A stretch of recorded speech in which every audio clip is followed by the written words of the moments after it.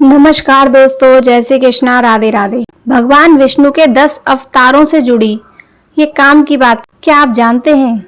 सनातन धर्म की मान्यता और विज्ञान के तर्क कहीं ना कहीं किसी मोड़ पर आकर एक दूसरे के पूरक के साबित होते हैं।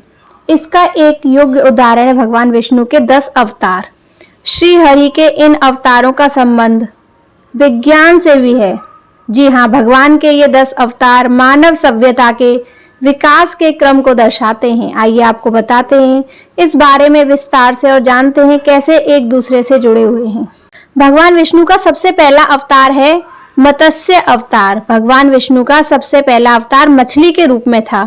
मछली मानव जीवन की उत्पत्ति को दर्शाती है। ऐसा इसलिए कि पृथ्वी पर जीवन का प्रारंभ जल से हुआ था। भगवान विष्णु का दूसरा अवतार था क्रूम अवतार। श्री हरि का दूसरा अवतार कछुए को माना गया है।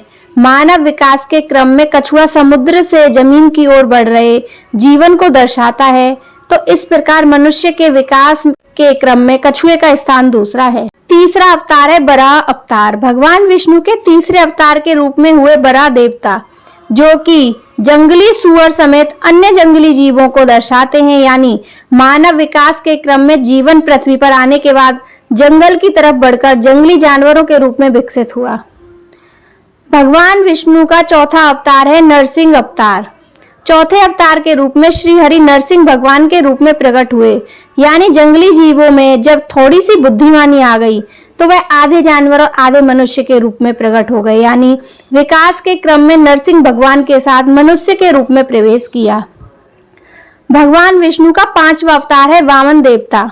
भगवान विष्णु के पांचवें अवतार के रूप में वामन देवता प्रकट हुए, यानी नरसिंह के माध्यम से मानवीय रूप में आने वाले जीव ने अब बौने मनुष्य के रूप में जन्म लिया। मनुष्य दो प्रकार के होते हैं, नर वानर और मानव। छठे अवतार है भगवान विष्णु के परशुराम। अब विकास के क्रम में अपना अस्तित्व बनाए रखने के लिए मनुष्य को औजार की आवश्यकता भी पड़ी, तो भगवान विष्णु ने परशुराम के रूप में अवतार लिया। परशुराम के पास हथियार के रूप में कुल्हाड़ी भी थी, जो गुफा और वन में रहने के लिए भोजन जुटाने और अन्य सामग्री जुटाने के लिए काम आई। भगवान विष्णु का सातवां अवतार था श्री राम। प्रभु श्री राम। जब धरती पर मनुष्यों की अच्छी खासी भीड़ हो गई तो राजा प्रजा और समाज का ताना बाना भी बुनने की आवश्यकता पड़ गई। ऐसे में भगवान विष्णु ने श्री राम के रूप में अवतार लिया, जो कि प्रजा के मर्यादा पुरुषोत्तम के रूप में उभरे। भगवान विष्णु के आठवें अवतार हैं श्री कृष्ण।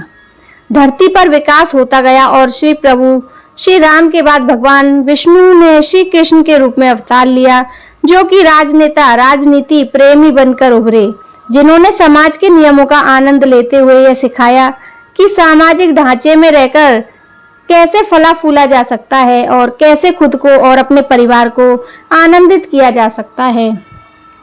भगवान विष्णु के 9वें अवतार हैं महात्मा बुद्ध।